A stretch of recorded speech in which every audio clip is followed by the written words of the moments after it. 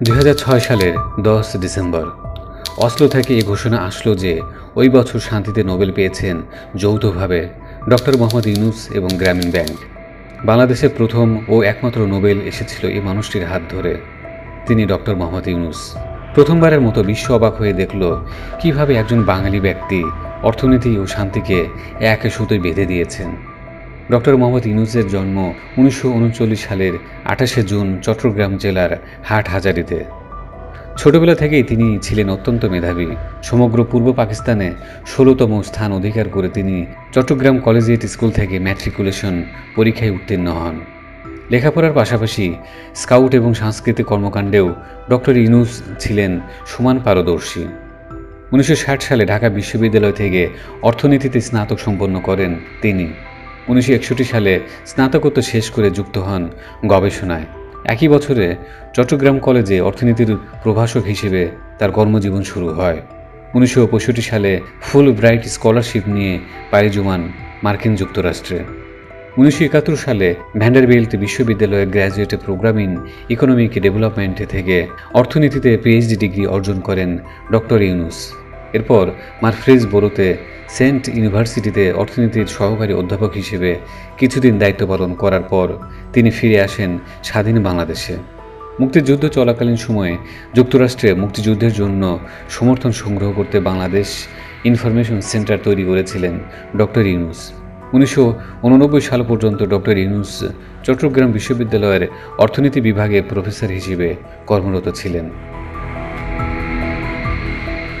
1974 সালে বাংলার বুকে আঘাত হানে ভয়াবহ দুর্ভিক্ষে হতদরিদ্র বাঙালির কষ্ট প্রচণ্ডভাবে নাড়া দেয় তাকে। তিনি মনস্থির করেন যেভাবেই হোক এই মানুষগুলোকে দারিদ্রতার অভিশাপ থেকে তিনি মুক্ত করবেন। সেই সময় গবেষণার লক্ষ্যে তিনি চালু করেন গ্রামীণ অর্থনৈতিক প্রকল্প। 1976 সালে ডক্টর ইউনূস প্রতিষ্ঠা করেন বিশ্বের প্রথম ও সর্ববৃহৎ ক্ষুদ্র ঋণ প্রদানকারী প্রতিষ্ঠান গ্রামীণ ব্যাংক। ডক্টর ইউনূস বিশ্বাস করতেন এই দরিদ্র জনগণকে যদি অল্প সুদে ক্ষুদ্র ঋণ দিয়ে তাদের কর্মসংস্থানের ব্যবস্থা করে দেওয়া যায়, তাহলে তারা একদিন নিজেরাই নিজেদের ভাগ্য পরিবর্তন করতে পারবে। কারণ তিনি লক্ষ্য করেছিলেন বাংলার মানুষ অত্যন্ত কর্মঠ। তাদের পাশে যদি অর্থনৈতিক সহায়তা হিসেবে দাঁড়ানো যায়, তাহলে খুব সহজেই এরা দারিদ্র্যের অভিশাপ থেকে নিজেদের মুক্ত করতে পারবে।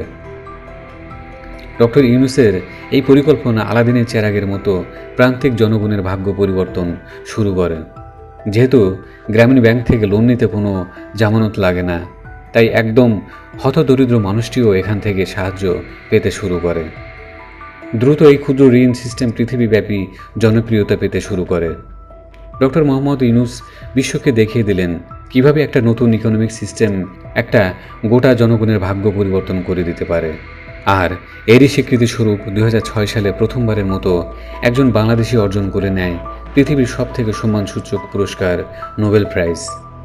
ক্ষুদ্র ঋণের পাশাপাশি তার প্রদত্ত সামাজিক ব্যবসা এবং 3-0 তত্ত্ব সমগ্র পৃথিবীতে ব্যাপকভাবে গৃহীত হয়।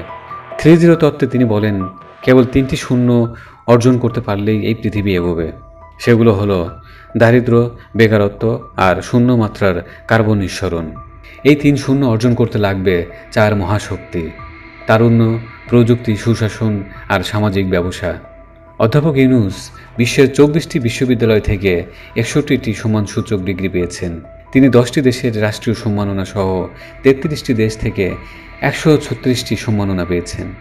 2007 সালের ফেব্রুয়ারিতে ডক্টর ইউনূস নাগরিক শক্তি নামে একটি রাজনৈতিক দল গঠন করেন এবং নির্বাচনে প্রতিদ্বন্দ্বিতা করার ইচ্ছা পোষণ করে বাংলাদেশের রাজনৈতিক অঙ্গনে প্রবেশ করেন। তার এই ঘোষণা বাংলাদেশের রাজনীতিতে একটি নতুন পরিবর্তনের আভাস দিয়েছিল। ডক্টর ইউনূস প্রতিশ্রুতি দিয়েছিলেন যে তার আন্দোলন সুশাসন পুনরুদ্ধার এবং দুর্নীতি দূর করতে সচেষ্ট থাকবে। কিন্তু 2007 সালের মে মাসেই ডক্টর ইউনূস ওই উদ্যোগ থেকে সরে আসেন। পরবর্তীতে অবশ্য ডক্টর ইউনূস এক সাক্ষাৎকারে বলেছিলেন তার উপর নতুন রাজনৈতিক দল তৈরি করার জন্য বিভিন্ন মহল থেকে চাপ আসছিল। অবশ্য তার রাজনীতিতে আসা ভালোভাবে নেননি সাবেক স্বৈরাচার অবৈধ প্রধানমন্ত্রী শেখ হাসিনা।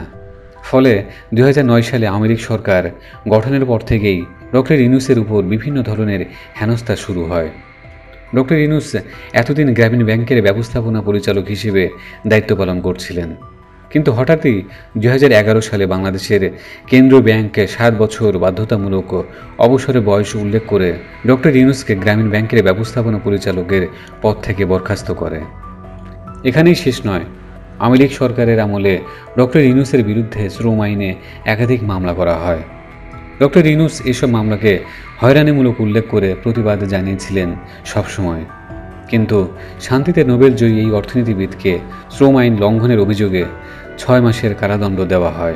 এর সাথে 30,000 টাকা জরিমানা করা হয়। বাংলাদেশ সরকারের থেকে বিভিন্ন সময়ে হেনস্থার শিকার হলেও ডক্টর মোহাম্মদ ইউনূসের রয়েছে বিশ্বব্যাপী সমাদর। তিনি সত্যিকার অর্থে একজন গ্লোবাল স্টার। বিশ্বব্যাপী ডক্টর মোহাম্মদ ইউনূসের এমন গ্রহণযোগ্যতায় তাকে নতুন বাংলাদেশ বিনির্মাণে তরুণ প্রজন্মের সবথেকে আস্থাভাজন ব্যক্তিতে পরিণত করেছে। ডক্টর মোহাম্মদ ইউনূস তার বর্ণাঢ্য কর্মজীবনে বাংলাদেশের জন্য গৌরবের সুনাম বয়ে এনেছেন। আর তাই নতুন প্রজন্ম বিশ্বাস করে এই মুহূর্তে বাংলাদেশের পুনর্গঠনে তার থেকে যোগ্য ব্যক্তি আর কেউ হতে পারে না। যে মানুষটা একা হাতে একটি জনগণের ভাগ্য পরিবর্তন করেছিলেন একদিন, সেই মানুষটি পারবে এ জাতির ভাগ্য পরিবর্তন করতে। এটি এখন আপামর জনতার বিশ্বাস।